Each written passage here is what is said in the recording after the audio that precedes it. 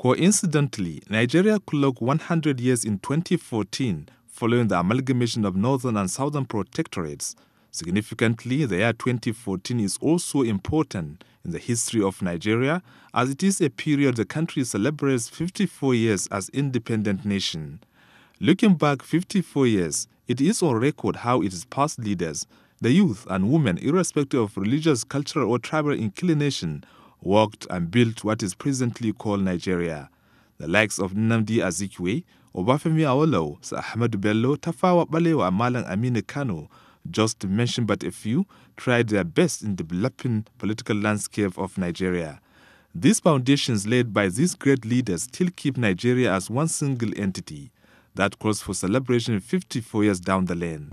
For Nigeria, the lines appear to fall in pleasant places on this anniversary. Why do I say so? Most of the challenges that initially seemed insurmountable are giving way now. I must commend the effort of government to contain insurgency and curtail insecurity. We have also made stupendous strides in the area of power generation. Agriculture had witnessed unprecedented growth. 54 years in the life of a nation is a significant milestone. The nation has transformed in all spheres of development, social, economic, political and infrastructure-wise. The nation's population has risen to more than 170 million, moved from less than 5 universities to more than 100, more than 30 million kilometers of roads, and above all, nation's economy is considered the best in Africa. We have seen where agri is now moving to the right place, operated as business, and big funds made available for securing agri equipment. And the processing zones are coming up to make sure that value added are put on whatever is produced. But still, we have not met the World Bank minimum requirement for funding agriculture, which is about 15 to 30%. By the time we reach that, then we can say agri has taken its position. Politically, the nation has achieved another feat with democracy at all levels, with more than 15 years of uninterrupted democracy.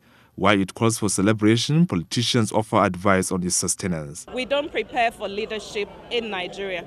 So if we start preparing and building for leadership, then when people come into that position, they've been prepared. They've got their blueprint. They've got their plan on what to do. That is what has been drawing us back. So it's time we start preparing for leadership. And part of that leadership is mentoring the younger ones. We have to start mentoring the younger ones to prepare them for leadership. If not, we're sitting on a tinderbox of the youth because of the high rate of youth unemployment, which might explode. So we have to get them engaged. And we have now reached the zenith of democracy, where democracy has come to stay, where two major political parties prevail in a multi-party system, where neither PDP nor APC will get more than 53% of the votes in the presidential election next year, where neither PDP nor APC will get 2/3 of the National Assembly, where neither APC or PDP will get 2/3 of the governors of the Federation, which is what democracy advocates. Democracy is not a revolution. It's a system whereby I have to come and ask Musa, what do you want? What do you want? So, for what do you want? But these achievements, 54 years after independence, were not without daunting challenges in the economic sphere and security. Nigerians are, however, optimistic that they are surmountable. I'll never stop talking about brothers who have been tagged Boko Haram. If you smile at them and celebrate with them, they will drop arms. They want to come out and celebrate Salah. Don't you agree with me? They want to come out and celebrate Salah. They made a mistake.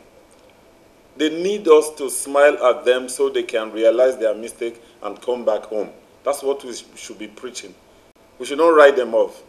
We should give them a second chance to come out and have a normal life. By whatever yardstick, Nigeria has achieved greatness 54 years after independence.